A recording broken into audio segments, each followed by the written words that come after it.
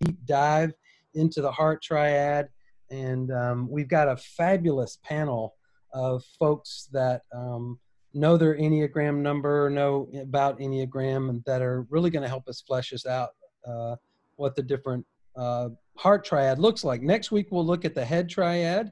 And then the third week, we will look at the Gut Triad, the 8, the 9, and the 1. The first program in July is going to be on the Enneagram and money. So put that that Friday in July, the first Friday in July, on your calendar. And Carrie Van Winkle is going to be leading us on a conversation of Enneagram and money. So welcome for those of you that are joining on Facebook Live, and we have a great group on the Zoom today. Thank you all for being with us. Again, I believe that the Enneagram is a great wisdom tool for our own self-awareness, personal growth, but also really helpful in interpersonal relationships.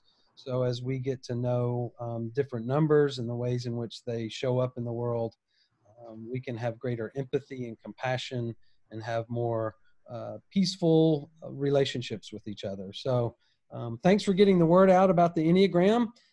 Those of you, if you want to share this, you can go on to the IPP page or my page and share it from there and invite other people into this deep wisdom. So we're going to jump in and get started. I do have a screen that I want to share.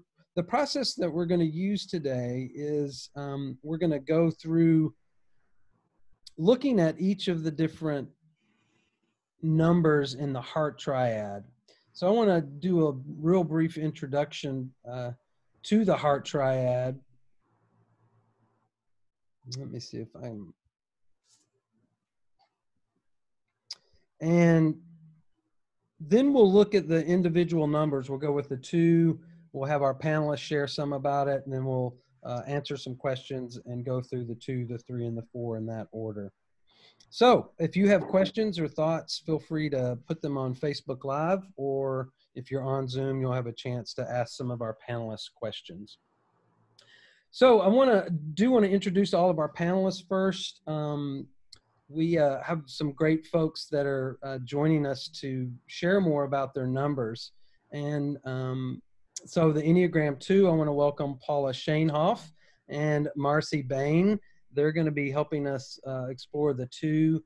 And for the number 3, we have Peter Bucher and Vanessa Cantley. And for our number 4, we have Kathleen Hoy and Amber Whitaker. So panelists, thank you so much for being here and sharing your wisdom.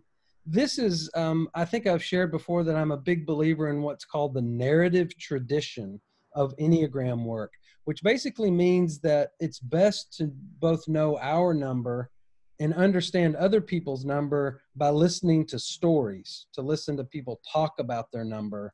And that's really the best way to learn it, rather than, just reading about them. So we're going to really honor the narrative tradition by having our panel today. So the idea behind triads, for those of you that know the Enneagram, there are basically 3 triads, what we call the Heart Triad, the Head Triad, and the Gut Triad. And basically the triads, the idea is that they have a similar fixation in this area, but they manifest it differently. And so the pattern is, for example, the Heart Triad is working with issues of image and emotion. And they do that differently, and that's what we're going to look at today, how they work with that dynamic a little bit differently. These caricatures that you see here for the 2, the 3, and the 4, the 2 is the helper, the 3 the achiever, and the 4 the individualist or the romantic. So let's drop into looking at the 2, and let me share some of the basic ideas around the 2. I don't know if you all have seen this chart, but one of the ways sometimes we look at the numbers is by your Myers-Briggs number.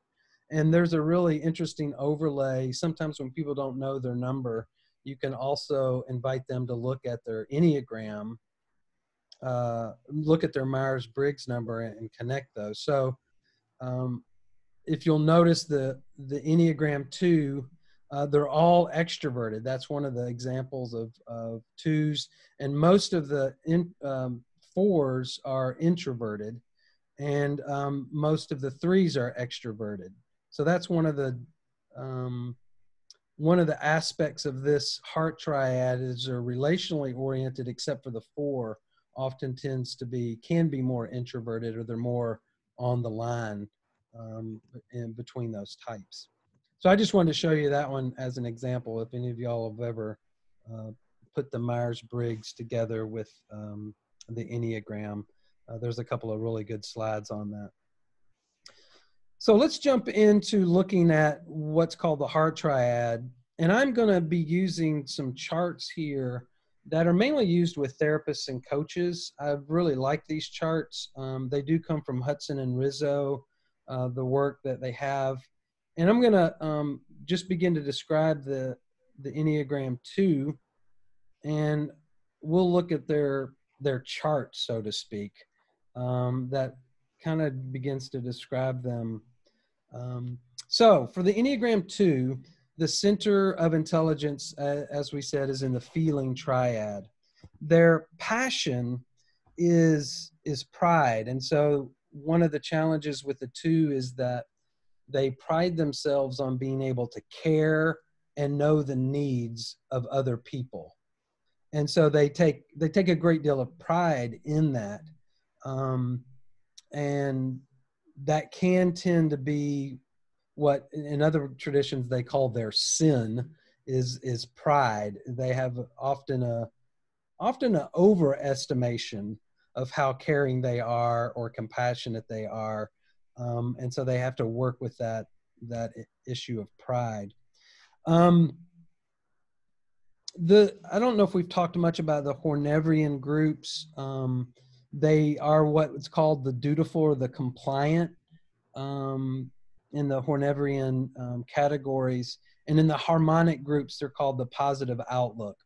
And 2s do have a sense of being compliant. They move towards people in trying to help and fix, and become have a sense of duty around that. And also they're what we call in the positive outlook group.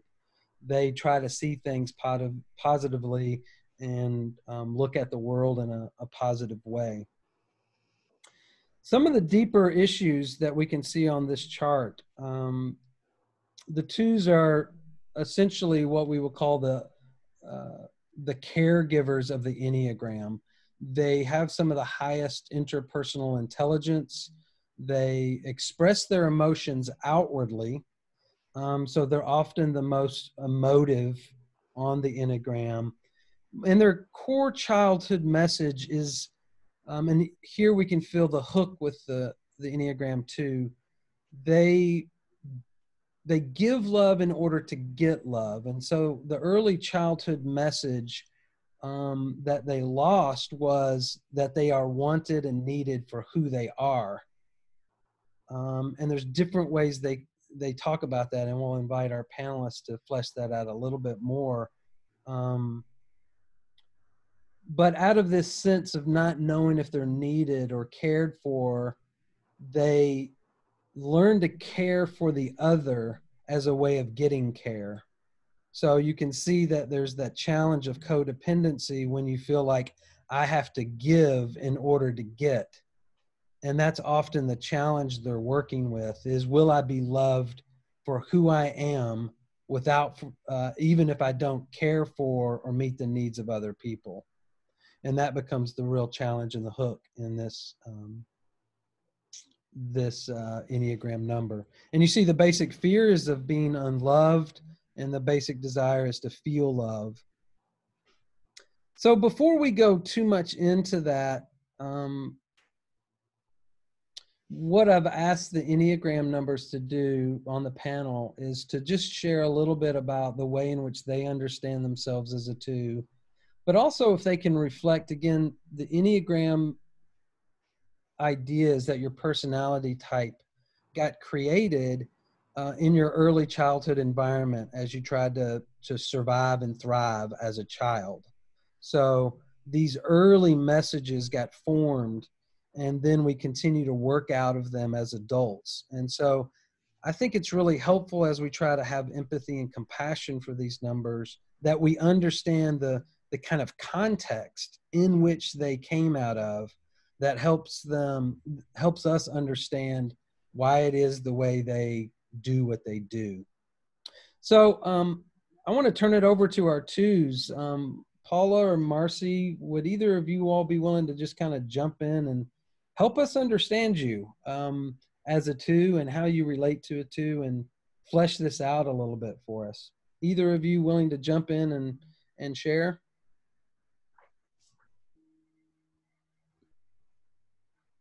Sure. Paula, thank you. Yeah. Will you pull the chart back up again? I will. So I'm the eldest daughter of 5. My parents had moved to Lexington from Louisville when my mom was pregnant. My dad was in graduate school in microbiology, so he was gone all the time. So my mom was away from her family for the first time and pretty lonely. And then when I was a month old, she got pregnant again. So she was overwhelmed. And so from a very early age, I think I developed a sort of hypervigilance about watching her, figuring out what she needed, was everything okay? And then when my sisters were born, there were 4 of us born within 5 years, and then another one came 10 years later. I was also hypervigilant about what they needed, because if I could manage their needs, then that would leave my mom sort of free, and she wouldn't be overwhelmed by their needs. She was very reasonably overwhelmed. I mean, you know, they were poor student types, you know, all these babies and no washing machine, no dryer, no friends or family really that they connected to be helpful, and a lot of babies. So I think that's where my two-ness that's the initiation of that, was like that, you know, that I would, if I could manage other people's needs, then there would be less stress in that household. And that was how I got stroked. I felt value in being able to sort of help in those ways. So I think that's where that operating system came online. And what are the, well, before we answer a question, Marcy, yeah, would you be willing to jump in and share? Thanks for being a panelist today. Yeah, so I am the eldest daughter also of 3 kids. And I think early on, even as a very young person, the idea of being a helper to my parents was really appealing. And then when my sisters came along, we're all about 3 to 4 years apart. And being old enough that I was, especially when my youngest sister came along, I was 7 or 8, that I was really able to be hands-on and help out a lot with my siblings. And so I think for me, at a very early age, there was some sense in pride that I was being sort of cast in this little adult role or a little helper role, and derived a tremendous amount of identity from being the big sister to both of my youngest sisters, and then also being like kind of the pseudo adult, imitating the things that mommy and daddy did. You know, if I got to wash the dishes, or if I got to clean a room, all the little things that you imitate when you're a really little kid.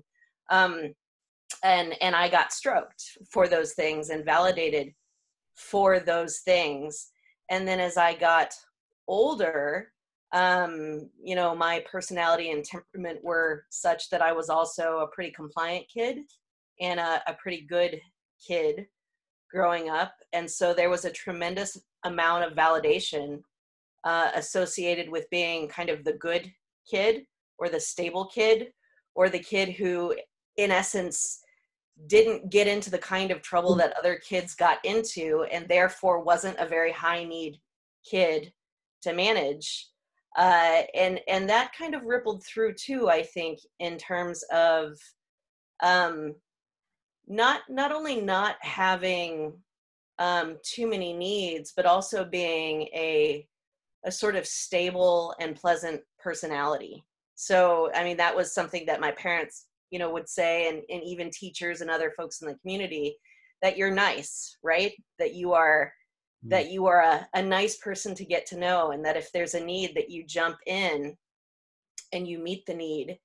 And as you're being stroked for that growing up, you become, I think in a positive sense, your emotional intelligence gets honed and refined to the point where you can start anticipating other people's needs, and you take joy in meeting needs that other people may not even know that they have. And when you're right on, this is a real gift, but this can go haywire too, to where you start making up needs that other people don't really have, or trying to meet needs when you haven't really done the self-work to sort of think in terms of what are actually my own needs. It's really intuitive for me to anticipate other people's needs, but it actually takes a fair amount of work for me to sit in a space, in a quiet space, and to sort of let my own needs come up to the surface, and to claim those, and to say, I'm going to take steps to meet those, like whatever those are, and maybe put them on the same level of, or even sometimes in front of, meeting someone else's needs. Mm-hmm. I think too, to touch on what you said, Marcy, my sort of anticipation of what people need is often correct, but my doing it takes the opportunity away from them. So it's like, I was the kind of mom that was like, I'll do it. It's like I really would send a message about lack of capacity in other people because I was so capable.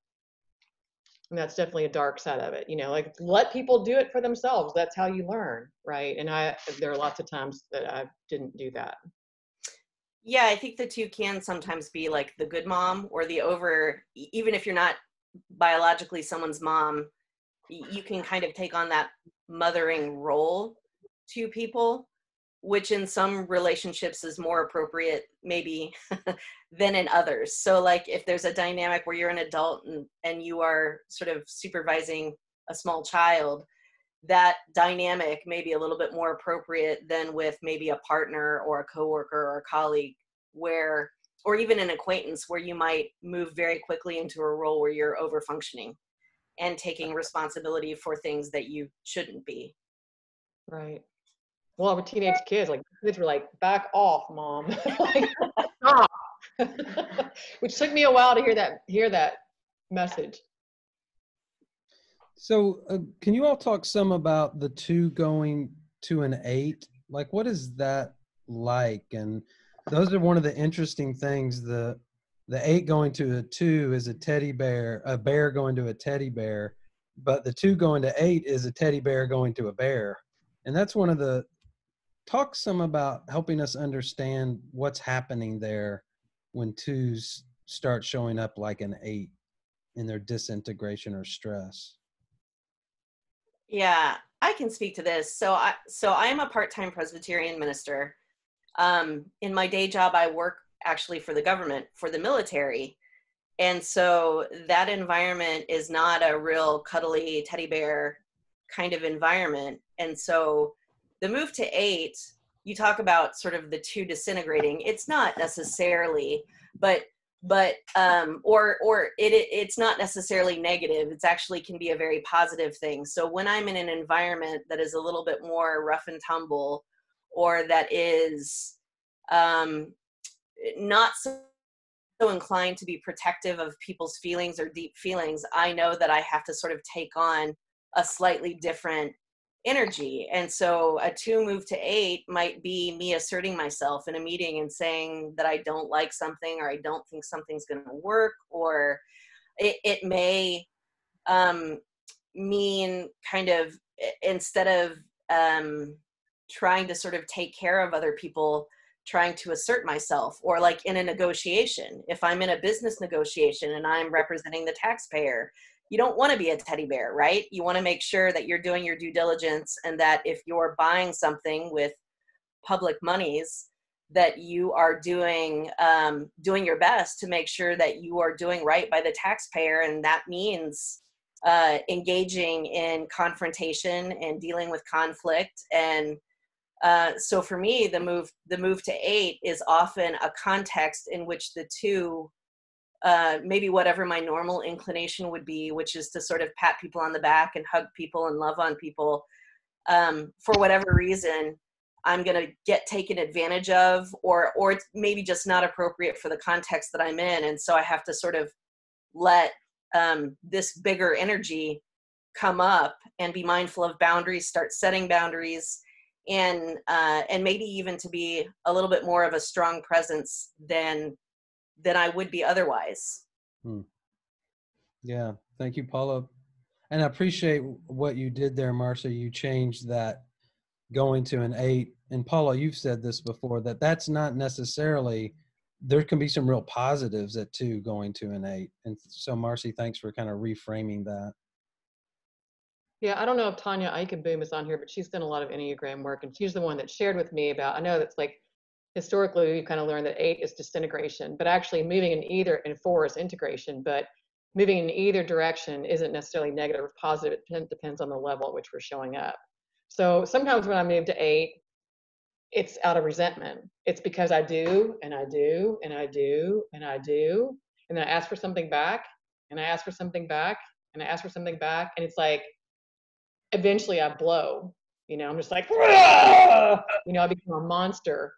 But sometimes when I move to 8, it's a boundary setting. So that's unhealthy, because it's like up to me to stop with my overdoing, right? It's contractual, where I'm doing too much for someone. They may not even want me to do it, but I want something back from them. Whereas sometimes moving to 8 can be about setting boundaries and like just being a strong individual, and not like 2s can be really, it can feel really sort of soft to be a 2. Like, it's like my emotions run so high sometimes. And it's hard to be stable in that. And so sometimes 8 is a move to boundary setting, which feels a lot more stable. It feels like a lot more like a strong, individualized person, where I'm not my being and my worth is not based on someone else's sort of response to me. What is there anything you as 2s, and again, if there anybody on the Zoom call, unmute yourself if you have a question that you'd like to ask Marcy or Paula, or if you're on Facebook Live, feel free to ask a question as well. What would you want those of us that are in relationship with you to know? How can we be helpful for 2s or in relationship? I think for me, it's really hard for 2s to ask for what we need. And it can be like really scary when our needs. About that, Marcy, why is that really hard? I think it has to do with with our orientation, actually, which is to say that so I think a lot of people are introspectively focused and kind of in their own mind and in their own heart and in their own wants. 2s, I think a lot of times are outwardly wired to where I'm noticing what's going on in other people a lot quicker than I'm noticing maybe what's going on like within me. So like, for example, this is a joke. It's not a joke, this actually happens, but my partner in life, she'll call me like right before she's gonna go to the grocery store, right? And she'll say, do you need anything? And my answer 9 times out of 10 is like, no, I don't need anything, go. And then 2 or 3 hours later, it'll occur to me that maybe I did want her to pick up this, or this after she's already back. So she, in her kindness now, will say like at lunchtime, I'm going to go after work so that you've got a couple hours to think if there's anything you want me to pick up for you at the grocery store. But just even those little bids that people make that might have to do with meeting our needs, we're not necessarily wired to think of those things first. And it takes a lot of work to get to the point where you can identify, oh, I have a need, and this is what it is, and this is what I want. And then when you put that out there, because typically you don't ask for a whole lot from people, when someone says no, it's like, and especially if you've been in a mode where you have given a lot to that person, it can feel like, what are you talking about? Like, I've done, I can rattle off the list. I've done 20 things for you, and I'm asking for this one little thing, and here you are saying no. Mm-hmm. Paula, how about you? Well, I think that, I think that twos are so other referencing that, as Marcy talked about, like I'm much more aware of what other people need than what I need. And my value has been in meeting other people's needs. And to do that, I've had to prioritize their needs over mine. So my internal messaging is that I shouldn't have needs. Mm-hmm. So it is scary to talk about, because well, then maybe they won't love me. But if I voice a need, it's terrifying, because they may not respond to it, and that's where the 8 comes in. Just like, after I try so hard in this relationship, that person, it's just feels really fragile. Like I just get hooked in my neocortex goes offline, my amygdala's like completely roiled up, and and like that messaging, that sort of base messaging, is that I'm not lovable. It just hits really hard. And so part of it would be, and I feel like 2 years old. So that's part of it too. Like, and I know that can be really frustrating for somebody that I'm in a relationship with, but that's where that got activated. And so it's really helpful for someone to just be, and then I start beating myself up for it. So the kindest thing to do is actually be kind to me when I'm being a complete nightmare, because I'm being so hard on myself. I mean, that's what's happening there. Is like I'm all these messages of me not being lovable are going online, and I'm being flooded by those. And so, like, being gentle with me at that point and like giving me space is a very loving action. That's really helpful. Thanks both of you for the way you're expressing that. Are there any questions on Zoom from anybody that wants to jump in, unmute yourself, and just ask a question? Yeah. I wonder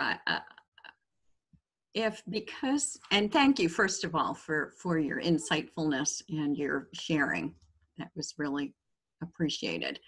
But I'm thinking about a few people I've known over the years, and they get very frustrated because they're so good at picking up on other people's needs and meeting them that they just don't understand how other people can't know theirs. Is that something that's come up? I would say not so much for me, because usually I don't know what my own needs are until I do. And then when I do, I become very vocal in expressing kind of what they are. So for me, there's kind of a slow burn. And then, when a need pops up, I mean, I guess you'd probably have to ask my family or my partner in life, but I don't think any of them would say, when I do finally articulate a need, that they're unclear about what the need is. The trouble comes if, the handful of times a year that I express a need, if they're kind of sitting in their shoes and they don't want to meet it. And, and especially if it's, I've gone over and above and I've done 20 or 30 helpful things or nice things, and they still have a right to their opinion or their desire to meet it or not meet it. But that's where that gets sticky for it too.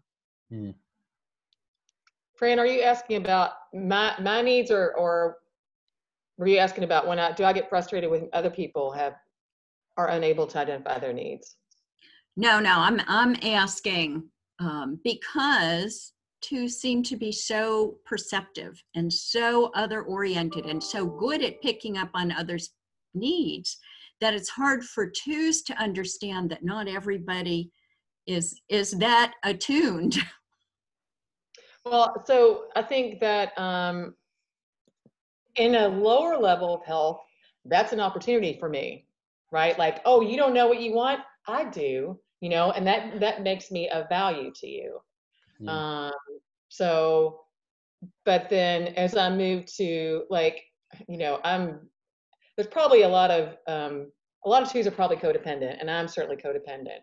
And I really do a lot of work with that. And so learning to, like, it's work for me to step back and let someone else do their own work. But I think that's the healthiest thing to do. And I think that that's my hook. Like, I'm really good at it. And it's hard to see people struggle and it's hard to see people hurt.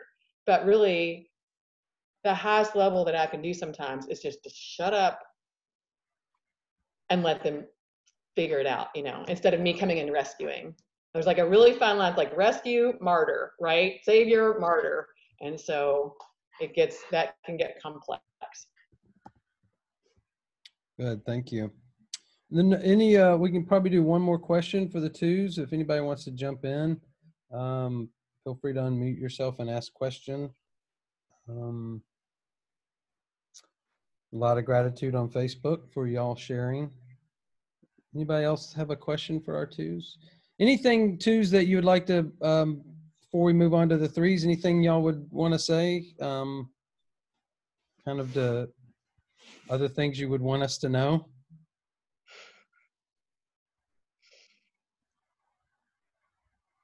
Well, that it's authentic. Like, it's like like that desire to help comes from deep love. And sometimes it's not actually, it's like, there's the helpful, like if you're going to be helpful, someone else is going to be helpless. Like there has to be some sort of need on their part, but it really does come from, it can get complex with like neediness, but at the base, it's really, It comes from a good place. It comes from an authentic place. It's not like a marketing pitch. I mean, most of us don't walk around thinking, I'll scratch your back and then bank these things, and then later, I'm gonna like cash in on this favor. Like, even though we do sometimes give love to get love, that's not ever what's operating on the surface. Mm-hmm. Yeah. Well, twos, thank you so much. You are some of the most caring individuals in the world, and at your healthy places, wow, you all just have huge hearts and give love in amazing healing ways. So thank you all for sharing today, and thank you all for being who you are. We deeply appreciate you and probably don't share that enough with you. So thank you for the love and care that you give.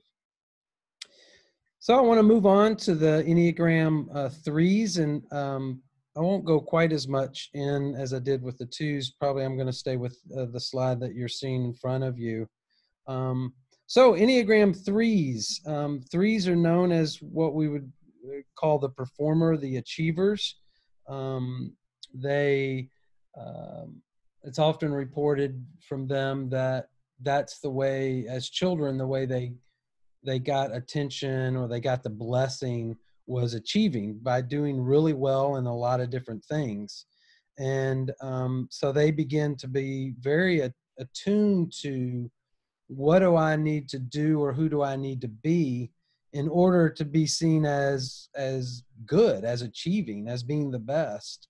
And so they then internalize that and become really high achievers and performers in the world.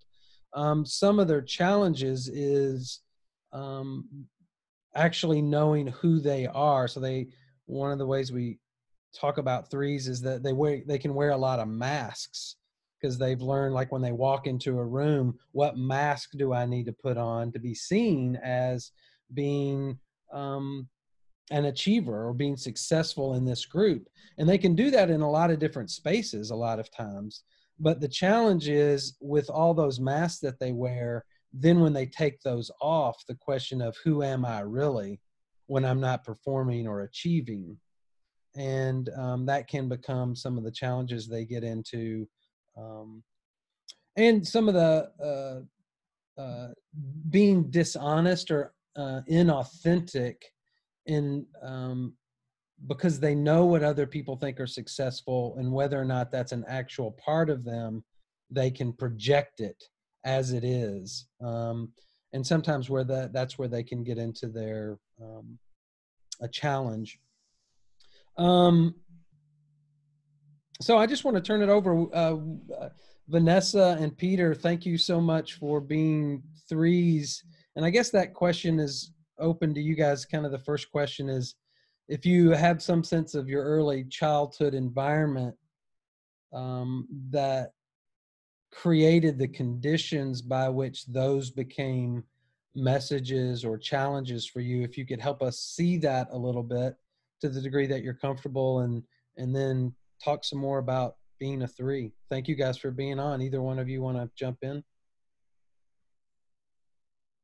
Yeah, I mean, I can go. For me, my parents split when I was an infant, and I had no sort of internal stable family of origin, and my parents very much disliked each other. And so very much my acceptance, my ability to feel loved very much hinged on what I was doing for each parent in the moment. So as long as mom was happy, I felt okay. As long as dad was happy, I felt okay. And so I think my deepest wound had to deal with worth. My worth very much hinged on what I could do for people, as opposed to just being myself. And so, but everything you just said is very part and parcel to how I felt over time. Is I can be anybody you need me to be, in the moment. I'm quite the chameleon, or have been in the past.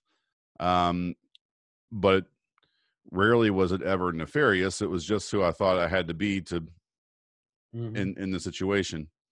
Of course, as time has gone on, as I've these last 10, 11 years of just really just pounding at the personal growth and spiritual exploration and all these things I've been doing, I've increasingly, been able to become comfortable in my own skin with who I am, but continue that journey. I mean, it's, far from complete, but it's kind of funny when you show the levels of function there. I'm like, I don't think I've ever been the vindictive psychopath, but I certainly have been down in that mid range of 4, 5, and 6, in the past, and I think now I feel pretty consistently in that upper tier, but it's it has been a struggle over time. Thank you. Just to know who I am and feel comfortable in my own skin, and not feel like it has to do with some thing I've done, or some achievement I've gotten, or some person I've become friends with, or some thing on the outside. Thank you. Vanessa, you mind jumping in? Sure. So, my earliest memories are young, but I think what shaped me perhaps into this number was the absence of my mom. First and foremost, she worked at a hospital and would work 14, 16-hour days, and so I just never saw her. And she wasn't a parent who came to events or athletic events or school events at all.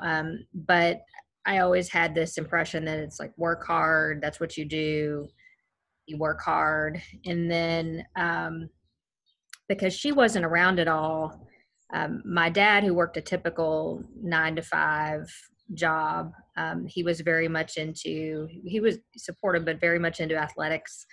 And I was a tomboy. And I was good at that. I was the tallest in my class, the fastest up until like 7th grade. So I learned that by being the fastest and the best in athletics, I got attention. And, the same in school, when by getting straight A's, I got attention by the teachers. And that's where I got my attention in life. I was, as my older sister, 5 years older, would call me often, I was an ugly kid. I was a really gangly, awkward, ugly kid. And I hate to hear myself say that now because I've done a lot of work, but you know what I mean, when you're a kid and you think that.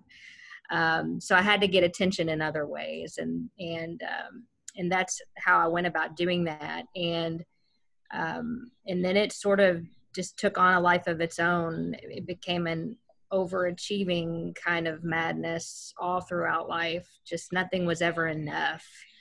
And it wasn't enough to have straight A's. It wasn't enough to be captain of this athletic team. Then I had to run for president of the class, and I had to do all these extracurricular activities outside of school. And it was constantly just trying to fill a void within with stuff, and there was just never enough. And something Peter said that was on point with me was not knowing. So I could adapt. When I applied to one college. I grew up in a small town in Indiana, and we didn't have a whole lot of guidance for college. Most students at my school didn't go, and it was just by luck that a boy down the street went to Bellarmine and came home. He was a year ahead of me and came home and talked about it and kind of helped guide me toward the application process. And long story short, I ended up at Bellarmine, but Bellarmine was a different world for me. A lot of the kids were St. X, Trinity, Assumption, Sacred Heart. A boy across the hall, came from a family with a lot of money. And I just learned really quickly how to be a chameleon, how to fit in all different environments and just be whatever I had to be at the time. And I became super good at that. And a few years ago, I started seeing a counselor when I realized, I was starting to crumble, and this appearance of perfection was going to crumble. And she asked me a very simple question. She said, "What do you like?" And I just sat there, and finally I had to say, I don't know. I don't even know what I like, because my life had been just about being whatever I needed to be for everybody else in the moment, putting forth this image of perfection and self-control and everything's great, that when it all started to kind of come apart and somebody asked me something simple as, "What do you like?" and I couldn't answer it, that was a problem. So that's sort of when I started really doing hard work on myself to figure out who I am and what my needs are and what my likes and dislikes are, separate and apart from what I think the world wants to see or what the world wants to hear, which has been a long road. So. Yeah, thank you. And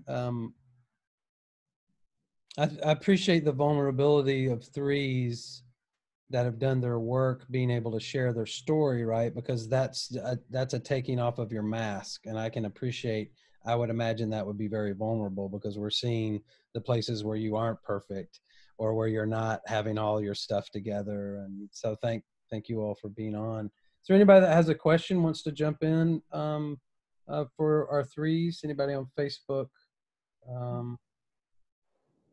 have a question or a thought? I do. Yeah, Linda. Can you hear me? Yes, we can. Thank you. Okay, so for our threes, I seem to be using a lot of my sequestering time to take some retrospectives of my life. And I wanted to ask you, the things that you're sharing, at what point did you become aware of them?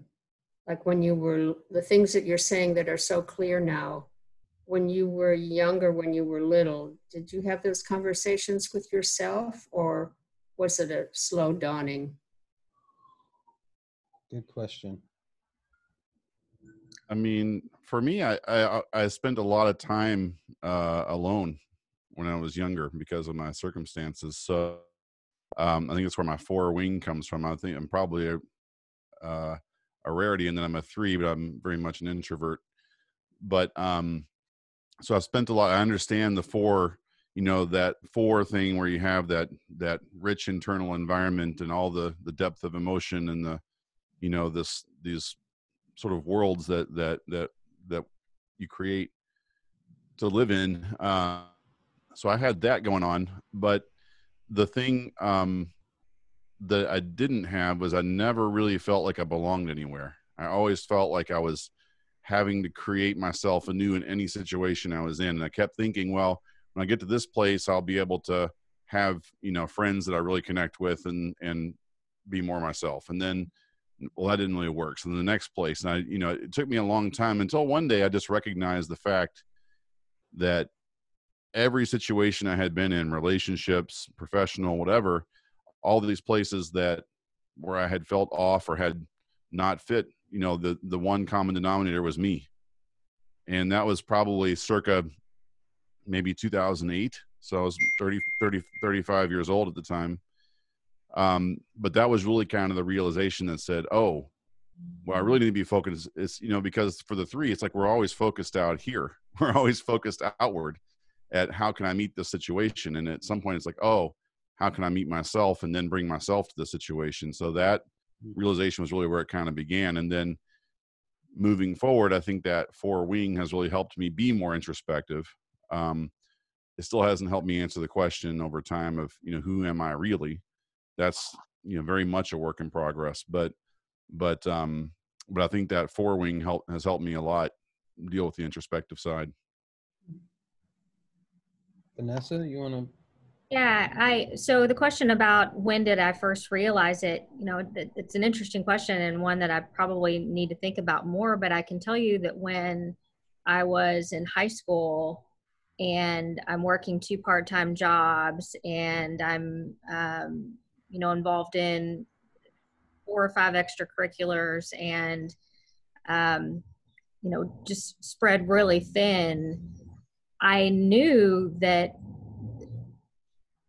but you feel invincible. So, but I knew that each thing I was doing, it was sort of like, if I don't do this, then I'm going to lose some self-worth. I need to have all of these things going on in order to be enough, to feel enough, like I'm enough. And the interesting thing is that none of that did that for me. I never felt enough. So it didn't matter how much I was doing or how great I was at anything. I still never felt enough. So it wasn't until my late 30s that when I finally started seeing a therapist and I had 2 sons. And honestly, the real reason I started doing that is because I have 2 children. I have 2 sons who are 13 and 12. And I wanted to be a good mom, and I wanted to get my stuff in control. I didn't want to put the kind of pressure on them that I felt like I had put on myself. I wanted them to feel free to fail, and and so that's when I started seeing a therapist. And when she said, "What do you like?" I mean, that was sort of the pivotal moment for me. And I realized I couldn't answer that. And then I started to go back in my life and realize all these things I'm doing, all these masks I've been wearing. And I know we all wear them to some extent in life. We all have to do that. But I had been wearing them for so long and in so many different ways that I didn't even know what was under there. So it was probably, I recognized it early that it was an issue, but I didn't realize that I didn't know who I was or didn't have my own sort of growth and personality until late in my 30s when I had help. So. There any other questions? There was a comment on Facebook Live. It sounds like threes are the oldest or only child mindset, which I think there probably would be some only child, real challenges of being all of that and having adult kind of responsibilities early. I don't know if you all have any thoughts about that, or anybody else have a question? Yeah, Paula. Well, I mean, it's two. I don't really know that I'm one wing or the other. Like I've been a one wing and I've been a three wing at different times in my life. So I don't really know that I would describe myself either way because it's both. But I think it's interesting that for both, so yeah, my three has been pretty prominent in my life. And it's interesting for both of us, for the twos and the threes, like you're talking about, Vanessa, it's a bottomless hole, right? Because we're looking outward. We're looking for some kind of external way to value our internal selves. And that can't ever happen, right? Like we have to figure out, I think that's where the work comes in. And for me, I'm the same as you. Like I started doing my work when I realized that, I'm like passing on things to my kids that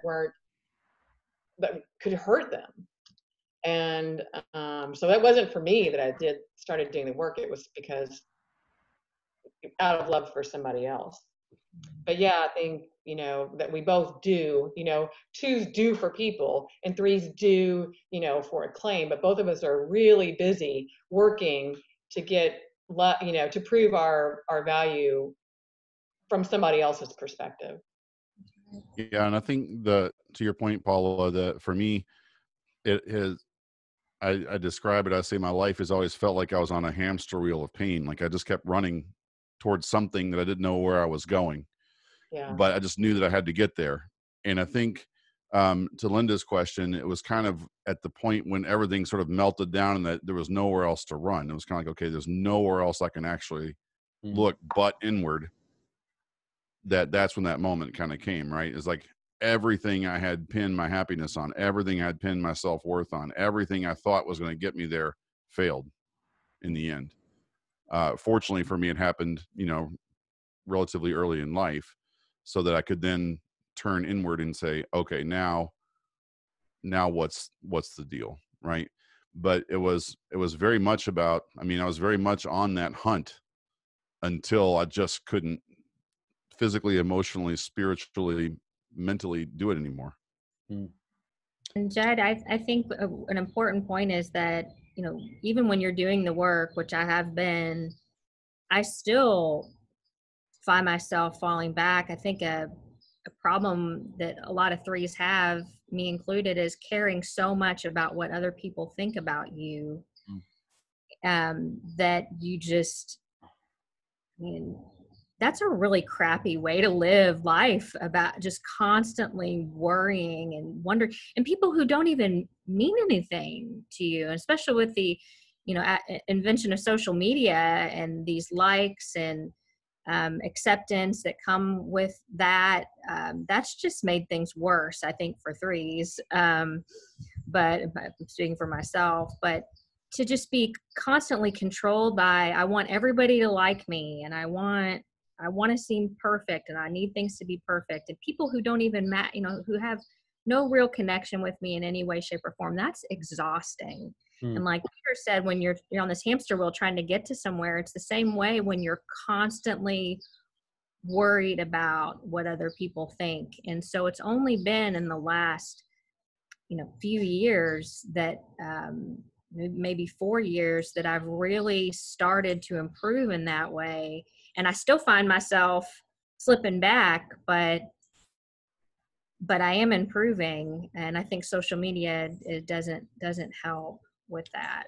So, and they talk about that the United States is a three culture, and so I think you all also experience this incredible pressure from our environments that really like threes. I mean, they like that, having things perfect, doing things well, being successful. And so I think you all are also, in not only your internal, but the external environment doesn't support it just supports you going into a harder place, I think, as you all are saying. Well, and that's where I think for me, that's where that disintegration into 9 comes.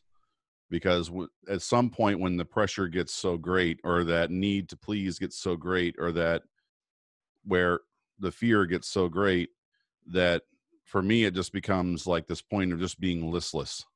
It's almost just like, well, I get to the point where I just get paralyzed almost. Absolutely.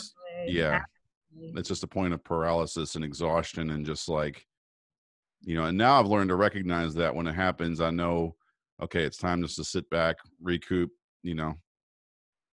rest, get yourself back together, and then go again. But but I mean, without this awareness, I mean, the Enneagram has been just a godsend, because without this awareness, that point of disintegration to 9 is really painful for a 3 who is up for achievement and getting somewhere and doing things and being seen, and all of a sudden you go this place of just complete exasperation and exhaustion. It's a hard place.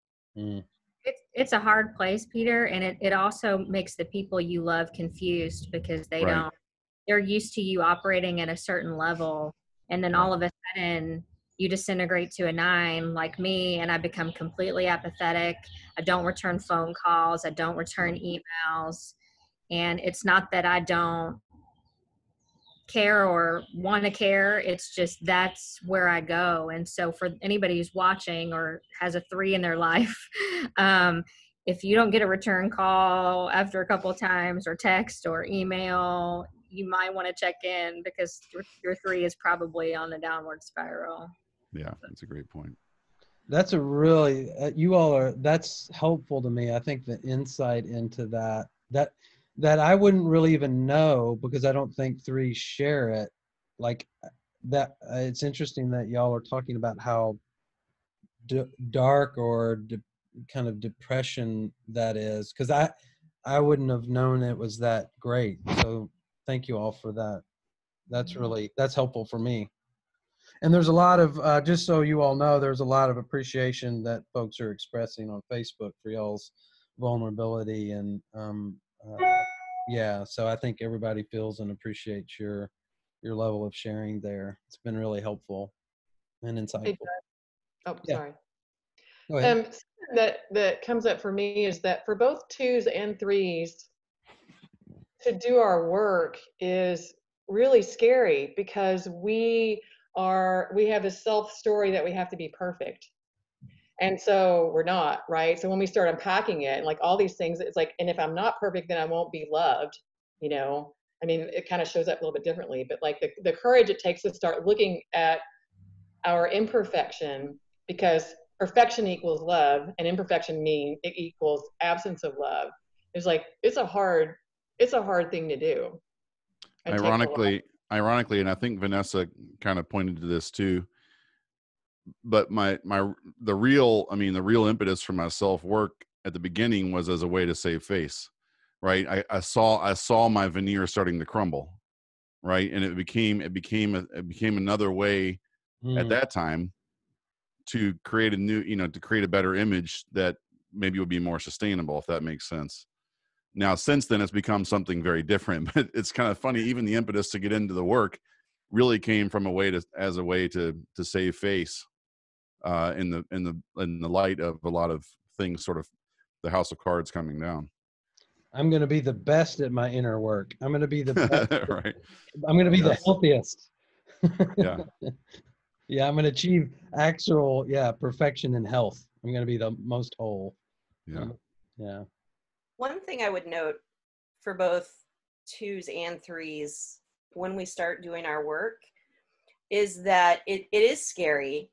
And one of the reasons it can be scary is when you do start setting boundaries, and when you do start taking off those masks, you can initially start losing relationships, because there were a whole lot of people, right, who really valued the dynamic, which was the one-way flow of you giving, right? It feels great when you have that person at the office or that person in your life that you don't do anything, and all of a sudden you're getting cookies and baked bread and all these little favors are getting done. Or the mask, the person you think you have so much in common with, in the case of the threes, when the mask starts getting down and your real self starts showing up and saying, no, that's maybe not who I am, or no, I don't agree with that opinion, or here's me in the totality of me. On the other end of the work, you gain relationships that are much more stable and much more fruitful. But the first part of the work can be really scary because of the loss that can potentially come with it. Thank you. I do want to give time for our fours. So let's move to the fours, and then maybe we can jump back in. Again, threes, thank you for your vulnerability and sharing. That was really insightful and helpful. So let's turn to our fours, and I'll pull up some of the basic information, but want to pretty quickly get into their stories. The fours are called the tragic romantics, or the individualists, and so some of the challenges or some of the gifts of the fours, they have a deep interior life. They are also on the Heart Triad, but instead of like twos, which go out with their emotions, fours go in with their emotions. So they have these really deep, rich internal, excuse me, I'm having a little trouble here with my slide, these internal emotional lives. Fours often report that they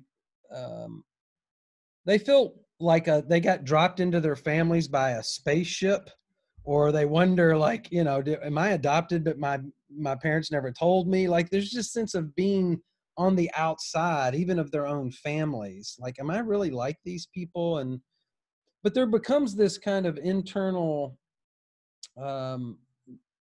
messaging of wanting to be different and yet not wanting to be different, or this kind of what we call the rubber band effect of fours being in a group, then being on the outside of a group.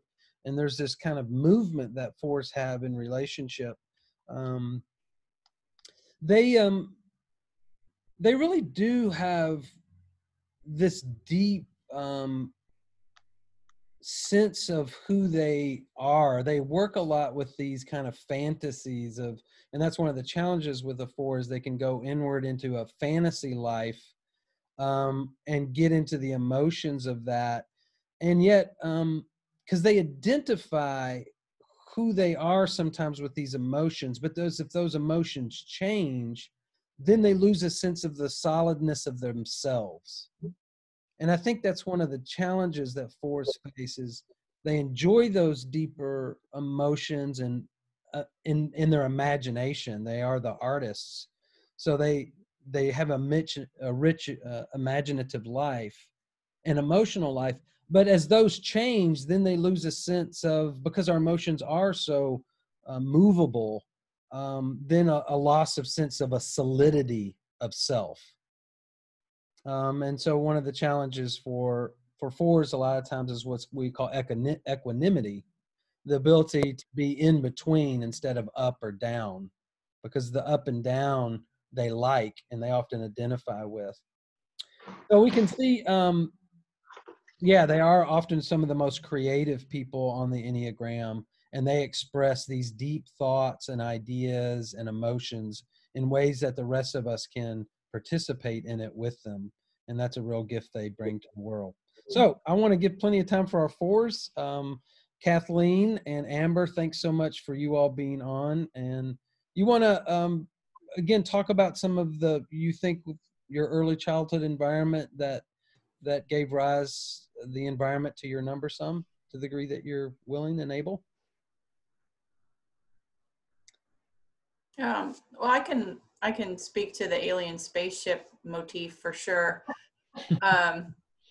I definitely, I'm 10 or 8 years apart from my 3 other siblings, who are 2 years apart. and I was not a planned member of the family.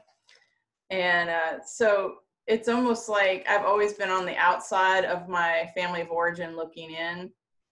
And, you know, there was a whole family history that took place before I even dropped in by the aliens. And, you know, I was told, you know, are you even like part of this family? Like, did they switch you in the nursery? Because I'm just so different than the other members in my family. And so affiliation, my identity has never really come through affiliation. And I struggle with, you know, being a joiner, being a part of groups. I'm not sure how to participate in groups. It's always been like a tremendous source of awkwardness for me. And so my identity came through, not through affiliation, but through identification with my own singular experience. If that makes sense. Amber, you want to share some? Yes, I definitely resonate with you, Kathleen.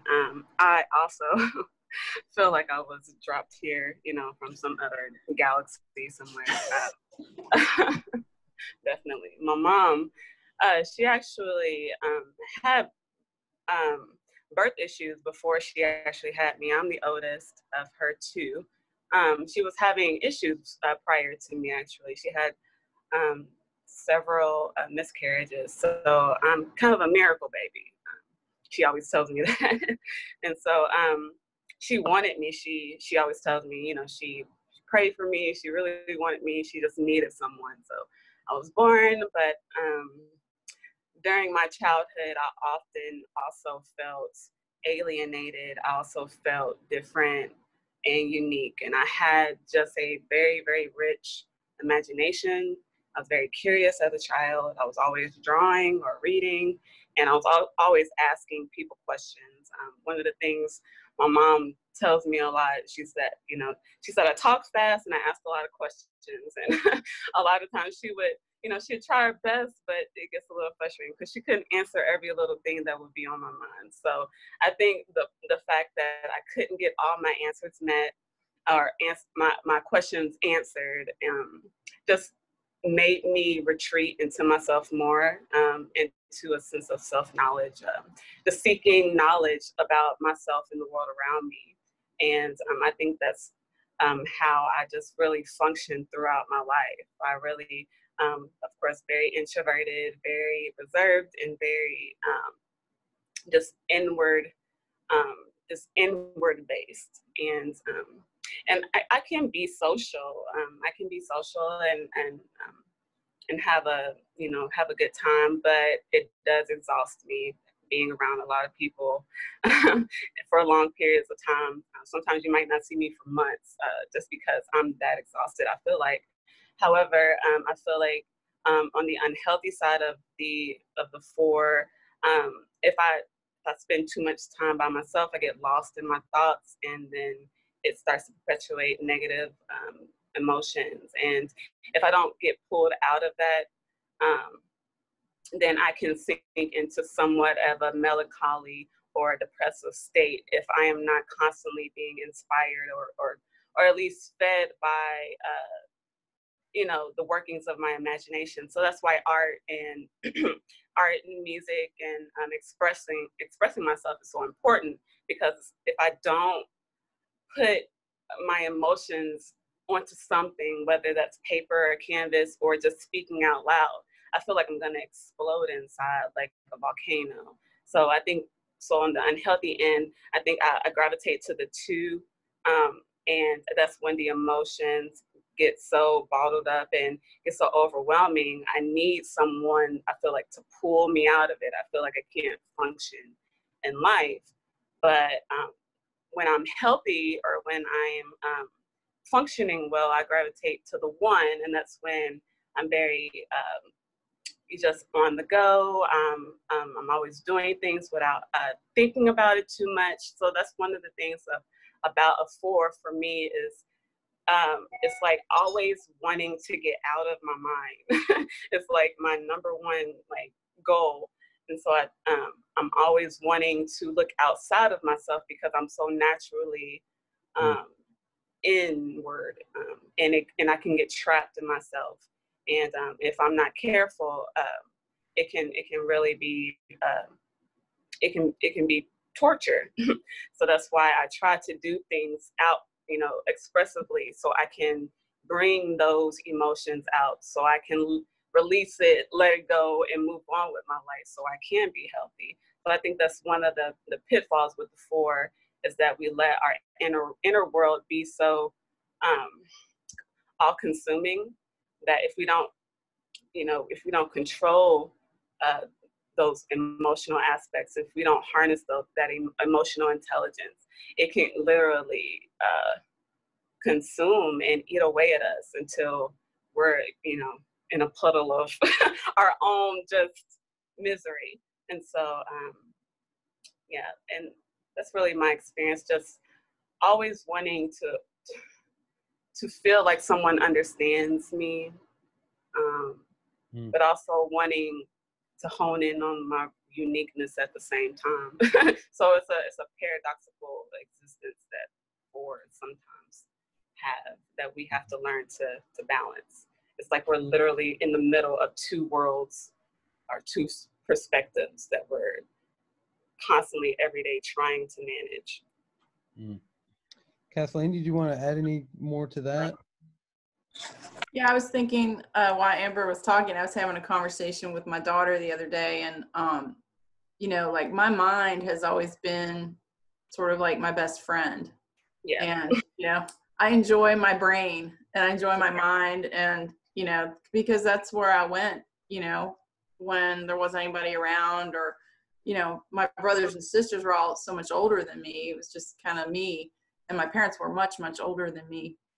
But at the same time, I know exactly what it feels like when I stay there too long, and suddenly I just feel completely alienated from everyone around me, and it's hard for me to pull myself out of that space. And I need people in my life that will ground me in reality. And the people that are important to me are the people that don't jump in with me, right? They don't jump into the depths with me. They pull me out either by not helping me not take myself so seriously. So humor is really helpful.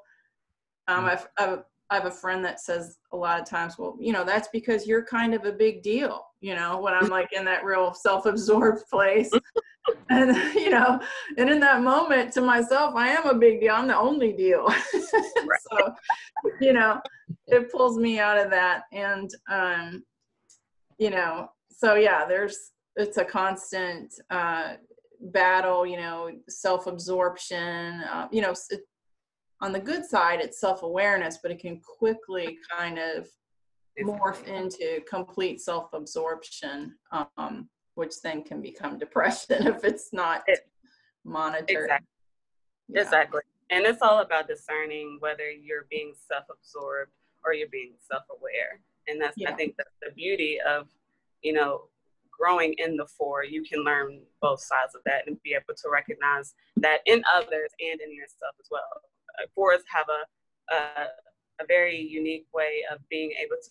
And I don't know how to jump in. I don't know how to go from where I am in the soup that I've created of me to, what's actually going on in the conversation. And this overindulgence in emotions is typical of a 4. And I think it speaks to what Judd was saying.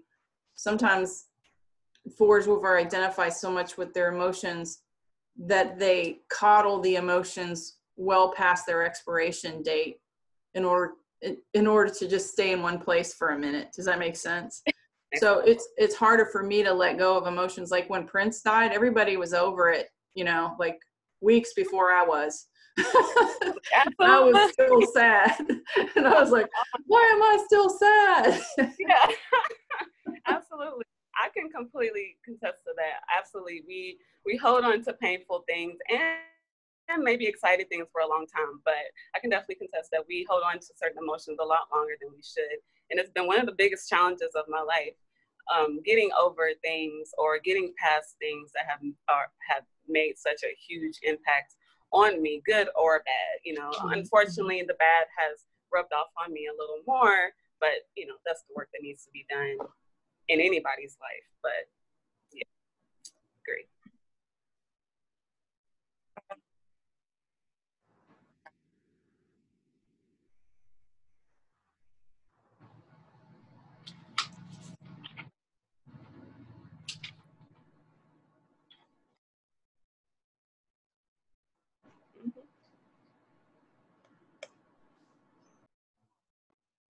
Yeah, we can hear you.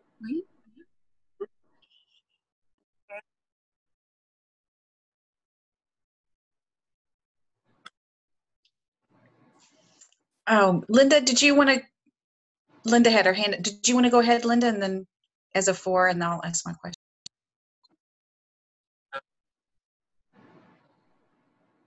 You're muted, Linda.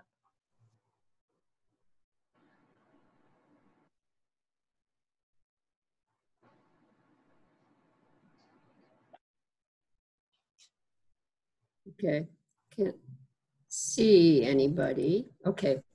Can you explain to me what it means for a 4 to go to 2? I can take on that one.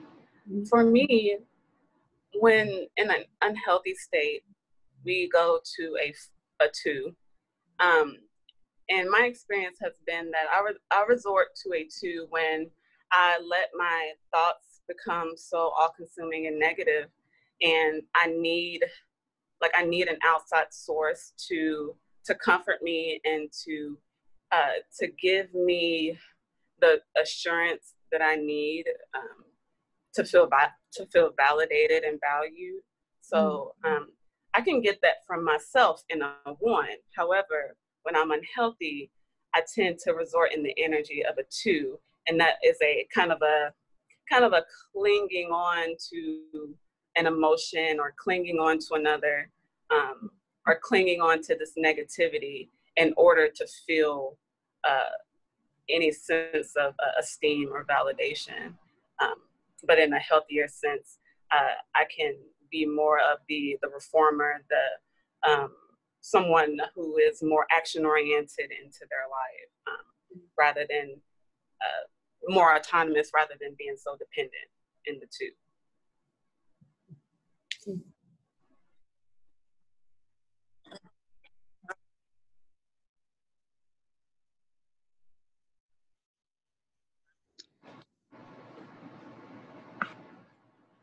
I will. Go ahead, Linda. I find it kind of humorous that most of the time I go around thinking there's nobody who is like me. There's nobody who would understand what I'm experiencing. And I was thinking, if you asked me to talk, was I going to be courageous enough to say, I don't know how I ended up in my family. They were good people. I know they loved me, but I just couldn't find my place. So to have Kathleen and Amber say that right away was just so enthralling and comforting that I'm not as alone as I think I am. But thanks, you all. Yeah, there's a term called terminal uniqueness that they use in recovery circles, and I've definitely suffered from that my whole life. And you know, when I'm in a healthy place, I start to realize that, you know, maybe I'm not the weirdo that I really believe myself to be, and you know, maybe I can like, I think Judd and I had a conversation about normal once. Like, normal to me is like mysterious and unachievable. Do you know, like, if I can get to normal, that's like that's a big step for me. That's a stretch every day, you know. So but it's an important place for me, for me to strive towards, if that makes sense. I need to be a part of, I need to be, you know, one among everyone, if that makes sense. Agree. Kathleen, I agree with you. I think it's hard for me to admit that for some reason, but I need connection a lot. And I don't know why. Maybe it's that the 4, you have this, you know, energy of being unique, or you don't necessarily fit into a group. But I always get in situations where I meet a group of people after feeling so alone in the world, and I have these amazing experiences and these connections with others. And I'm like, oh, well, all I need to do is talk to some people. You know? So yeah, it's a very cerebral energy, the 4.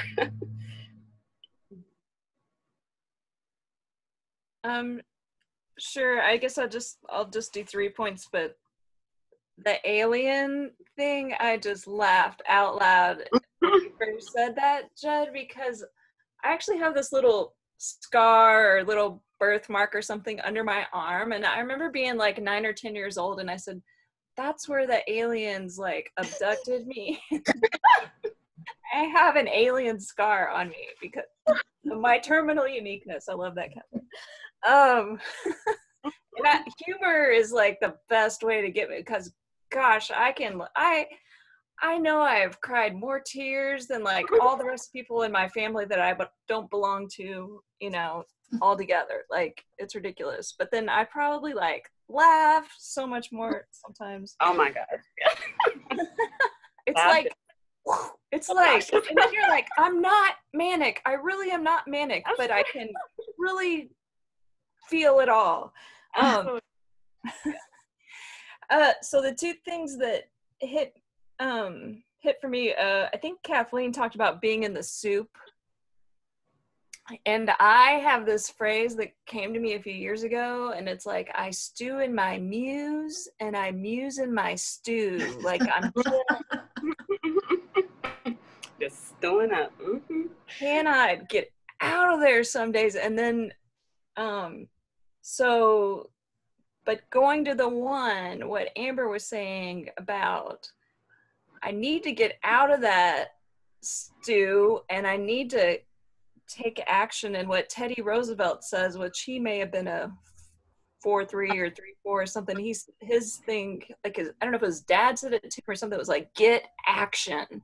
Like, and so I read that once and I'm like, that has to be like my motto, because I want to just sit here and dream the most amazing dream of how it's going to be, the most beautiful thing I'm going to create. And I told you all I was a cartoonist, but did I draw a cartoon this week? No. Did I dream about it? Yes. Like, I have to get action. So that's all I have. Thanks. Somebody just asked, do 4s care about others' opinions of them? No. That's always been kind of a mystery, you know, to me, is why I don't care. Like, because I know that most people really care, you know, and I wish I cared more, but like, I'm impervious to like at work when I get recognition or something, or titles and things like that. I just don't care. And, you know, sometimes that gets me into trouble, as you can imagine. And I need to care more. But yeah, I feel like as a 4, I'm always coming from the opposite direction as everyone else, you know? Like, everyone else is striving to get to, what am I trying to say? Everyone else is striving to understand what they need. I strive to understand what other people need, right? Like the 2s, they know what everybody else needs, but not what they need. I know exactly what I need. I know exactly what I feel. I know exactly what I think. I don't know what everybody else needs, thinks, and feels, right? And, you know, anyway, it's just like a different orientation. It's like we're ships crossing in the night or something, you know? And it's like, you don't want, attention for the things that you've done, but I'm also pissed when people don't recognize what I've done. So, but I don't know, maybe that's a 3-wing. I'm not sure what that is. Possibly. Maybe that's my 2 disintegration. They're not paying, Well, and the other thing with the wings that's so wild for me, the bohemian and the aristocrat, is that I am completely comfortable in both worlds. So I literally have 2 sets of like acquaintances and friends, or affiliation groups, if you could even call them that. And one is the complete bohemian artist, musician group that I associate with. And then the other place that I'm really comfortable with is with aristocrats. Like, I work with ultra wealthy clients, and I'm completely at home in that world. And I never knew that until recently. It's almost like it's the same thing, because I guess there's a level of, what do you call that? Uniqueness, or I can't think of the word, but with the very wealthy, they can be pretty out there. If you have enough money, you can be as weird as you want, right? So, so anyway, it's just an interesting place to toggle back and forth between, if that makes sense. I also want to comment, if we had time, Jed. I just want to say also, I actually agree with that. I feel like I was more on a 4-3 wing when I was younger. I feel like I had more of this ambitious quality about me that made me want to, be important and achieve and be successful. But right now, I feel like I'm more on the bohemian 4-wing 5. I feel very, I need to intellectualize pretty much my whole life. And I use my emotions in the things I experience in order to define those with that 5 energy that comes with it. So, yeah, that's a great.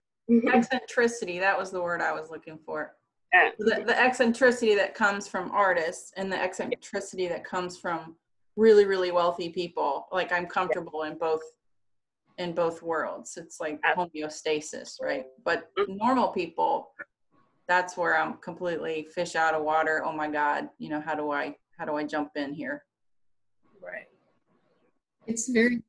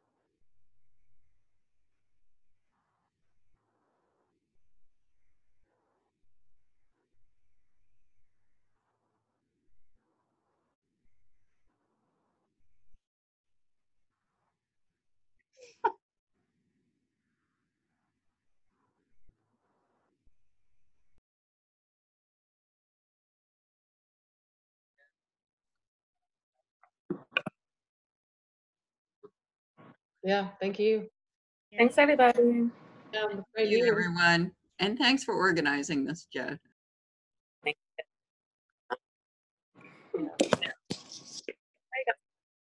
you.